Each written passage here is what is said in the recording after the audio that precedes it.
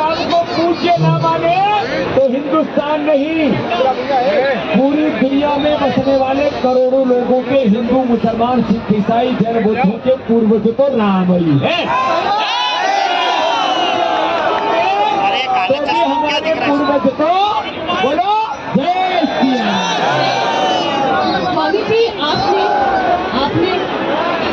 स्वामी जी आपने अभी जो चर्चा छेड़ दी, अयोध्या तो झांकी है, काशी मथुरा बाकी है, और कई मुसलमान भाइयों का डर ये है और ओवैसी जी का डर ये है कि एक पूरी लिस्ट बना के रखी हुई है कि अयोध्या के बाद मथुरा, काशी और उसके बाद 30,000 और मस्जिदें। ये ओवैसी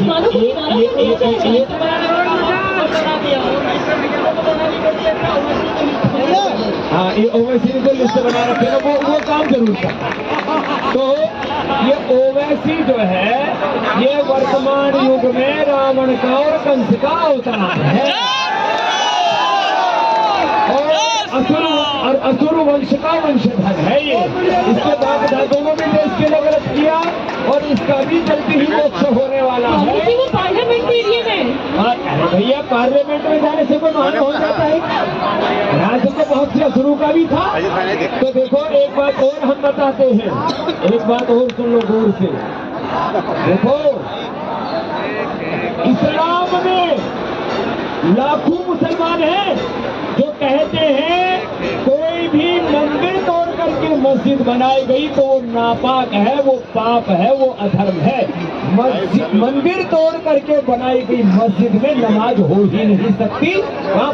उनकी वो इस्लाम और हो ही नहीं सकता और वहाँ कोई मुसलमान जा ही नहीं सकता। इसलिए जितनी भी मंदिर तोड़ करके मस्जिदें बनाई गई हैं वो सारा का सारा पाप है, अधर्म है और वो पाप साफ होना ही चाहिए।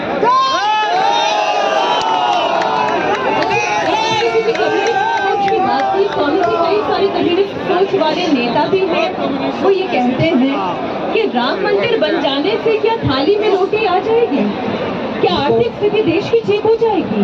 तो राम जी की तरह पुरुषार्थ करेंगे तो पतंजलि ने 5 लाख से ज्यादा लोगों को डायरेक्ट रोजगार दिया, 5 लाख से ज्यादा को और देने वाले हैं। रामदेव आपके सामने बैठे हैं, राम इधर बैठे हैं, कृष्ण उधर बैठे हैं और हमने लाखों लोगों को बोलो रोजगार दिया कि नहीं दिया? एमएनसी का पूरा षड्यंत्र खत्म किया कि नहीं किया?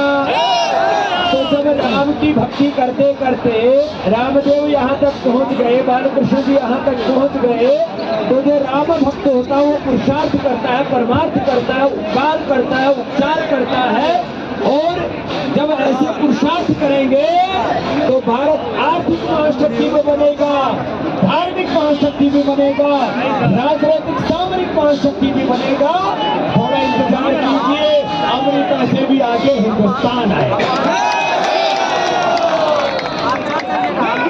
राम मंदिर का निर्माण तो हो चुका है, अब बस प्राण प्रतिष्ठा से चंद घड़ियां गिनी जा रही है। आचार्य जी एक प्रश्न आपसे ये कि राम मंदिर के निर्माण का श्रेय किसे जाता है? राम मंदिर का निर्माण का श्रेय लगभग विगत 500 वर्षों से जिन्होंने अपलक आस लगाए, साधना तप के साथ भी भगवान श्री राम को याद किया और उस दास्ता की बेड़ियों से मुक्त होने के लिए अपने प्राणों की आहुति दी, उन प्रथम आहुति से लेकर के अंतिम शिखर रखने तक जिन लोगों ने मन वचन कर्म से इस कार्य में जिनकी भावनाएं संवेदनाएं रही, उन सबको वह श्रेय जाता है। सनातन के गौरव की स्थापना के लिए जो वातावरण बनाने के लिए आदरणीय प्रधानमंत्री जी और पूरा जो जनमानस है, जो सहभागी है, जितने यहाँ पर कितने बैठे हैं, इन सबको भी श्रेय जाता है। राजनीतिक श्रेय मोदी जी को जाता है, संगठनात्मक श्रेय आरएसएस और बजरंग दल को जाता है और विश्व परिषद को जाता है और उसका आध्यात्मिक धार्मिक श्रेय साधु संत महात्माओं को जाता है। और जिन माँ बहन बेटियों ने अपने सुहाग खोए हैं वो माँ बहन बेटियों को जाता है, भारत माता के लालों को जाता है, जिन्होंने अपने मर्यादा पुरुषोत्तम श्याम के चरणों में अपने प्राणों की आहुति दे दी।